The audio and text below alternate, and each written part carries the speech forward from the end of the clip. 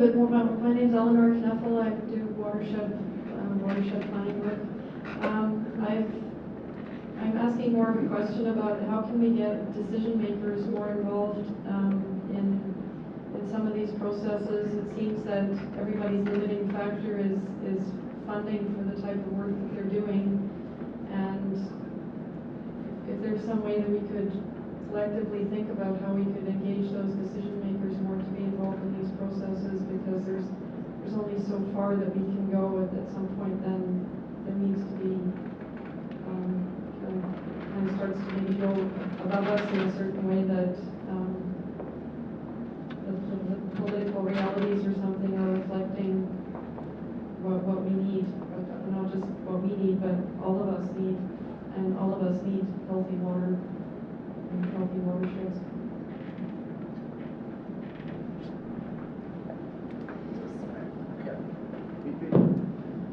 So, funding and decision makers, I think field trips are really, really important. I think that politicians in particular who have to imagine something rather than experiencing it every day they have work. I worked on treasury board staff for 10 years in British Columbia.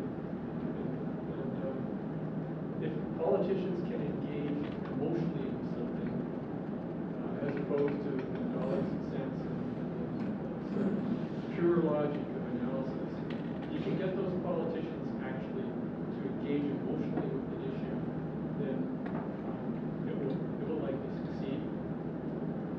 And if someone goes out, sees the issues, feels the issues, talks to people who are experiencing those issues, you're going to have a lot more success.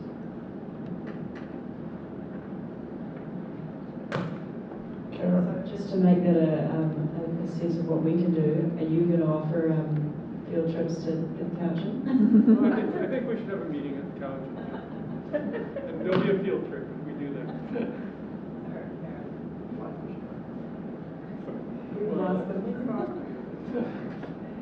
I was going to say, with the mesh group that we've been working on these watersheds, these studies for health, we just talked about starting a case study series where we want to highlight where public health and watershed organizations can work together on different, very broad, so health, public health and well-being, equity issues, access issues, other issues. So just to put that out there, so in a couple of years, maybe a year or so, you can look for it. But also, if you have a good case, or if you know of a good case, if you want to share it with Karen and Mars. I'll send it to Karen. Great. So yeah, we are seeking those cases because we want to make it easier for both sides to create an argument for why they should work together and what the real health benefits are of thinking about people embedded in a landscape. Other comments, thoughts, ideas, needs? Here's a chance to actually tell people what to do. They may not do it, but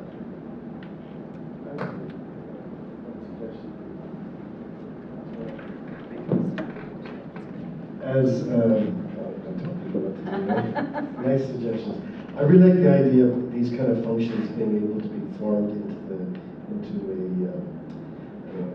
a declaration of proceeding or something, a news piece that sort of says, on August 9th and 10th, the organizations from across the country gathered and discussed these emerging issues ranging from water shortages here in Dawson Creek to whatever, getting out under the signature of the university, or however, combination of partners, and for that to actually go back to our local governments and say, wow, you went to this, you guys actually are on the mark.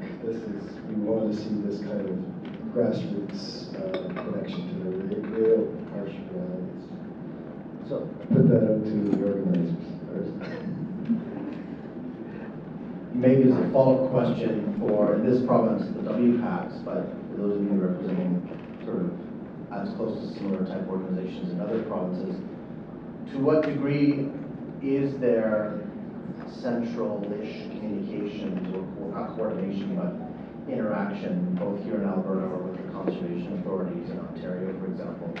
To what degree is it possible to share and disseminate if they're case studies or brief or pretty pictures, whatever, across your cohort? So maybe I'll ask Meredith first from Ontario and anybody else, and then we can hear about Alberta. Thanks. We actually are really well connected, so we're well positioned to be able to translate that information and then get it out to our 36 conservation authorities. We have a central umbrella organization, and then we also have sort of loose networks. All the communications people get together quite regularly, all the monitoring people, all the stewardship people. So we are talking both amongst ourselves and within sort of our areas of specialty. But that is such a great idea, Rich.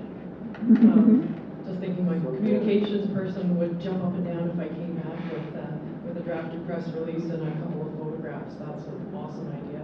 And it really sort of legitimizes all the discussions we're having and all the expense and all that kind of stuff. So yeah, great suggestion.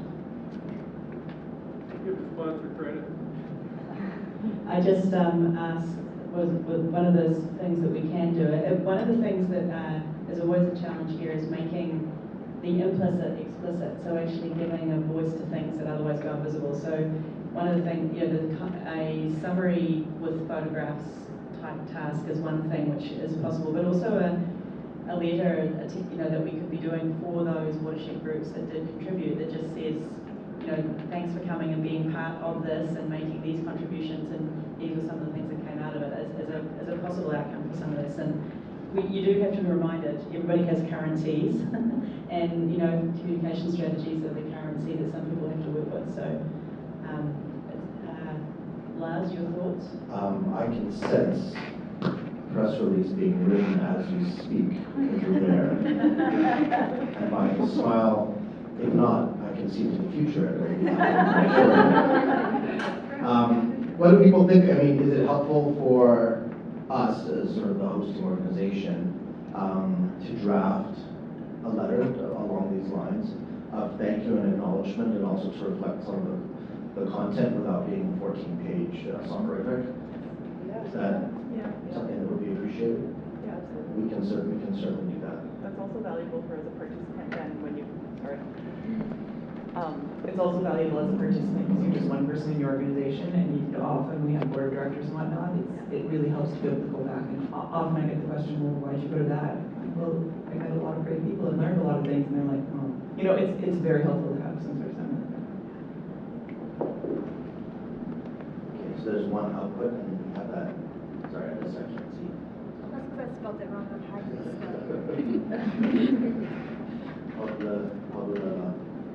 Who knows how it's supposed to be publicized forms. Okay. So we will draft a letter then, and we'll circulate it so people can have an opportunity to provide a little bit of input into it, and then we'll finalize it. And we'll send that to all of you in your shining faces. And that will, of course, be a complement to the other outputs from this, such as the PPT, the presentations, the video, and so forth.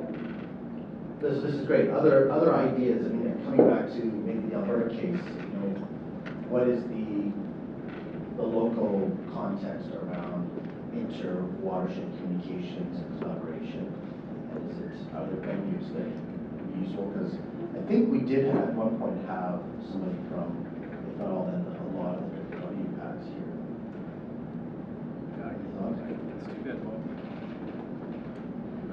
It's too bad that Bob Phillips left from CWAP, because he was one of the initiators of starting the Alberta WPACs initiative, which is basically right now it's a website that promotes all the WPACs in Alberta, all 11. And since the last one, the 11th one, Mighty Peace, was just formed within the last year, it's a very new initiative for us to start looking at. So we're just looking at how we can work together differently. We've put together a memorandum of understanding that's being circulated around all the boards right now.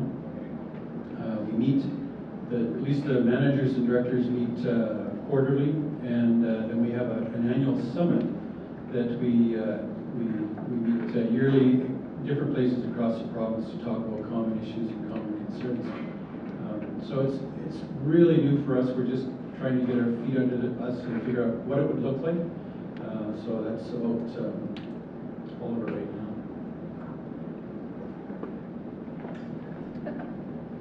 I just want to add to that, and I mentioned it over there too. Some of the people from BC don't realize that the WPACs in Alberta come out of Alberta Environment under the Water for Life. And the instructions, or whatever you want to call it, that we got from them, basically are geared towards ecological functions and environmental functions. And to me, this whole concept of the health involvement is not part of that mandate under what these WPACs were set up for. And I think that's worthwhile, us looking at getting it expanded so that's included. Excellent points. Oh, what are you pointing at? Why are you pointing at the camera, Martha? I just wanted to add to the communication between all the the Water for Life. That Dave talked about among the WPACs, but then there's also the Water Council and the watershed stewardship groups. And last fall, the Water Council tabled a report that has a series of recommendations for improving collaboration and communication among the three. And that's actually being worked on by various groups and tracked. And so my organization is one that's trying to make better connections from the watershed stewardship groups up to the WPACs and back. And then there are other people who take responsibility for the Water Council, the stewardship group, etc. So it's called Moving from Words to Actions, if you want sort of the details of what's being done. Great. Some other ideas, thoughts, comments, observations, hopes, aspirations, dreams, nightmares.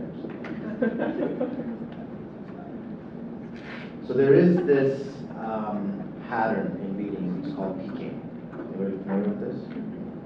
So what happens is people have creative energy, and it builds, and they feed off each other, and then after a while, they peak.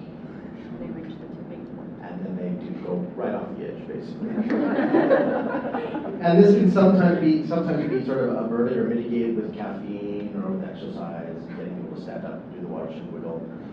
But I think at this point, unless there are some last comments that people would like to make, I think we have peaked. I think people are feeling that they're drawing to the end of their energy. I know some of you are antsy to get ready to get on your planes or get in the car to go to your plane.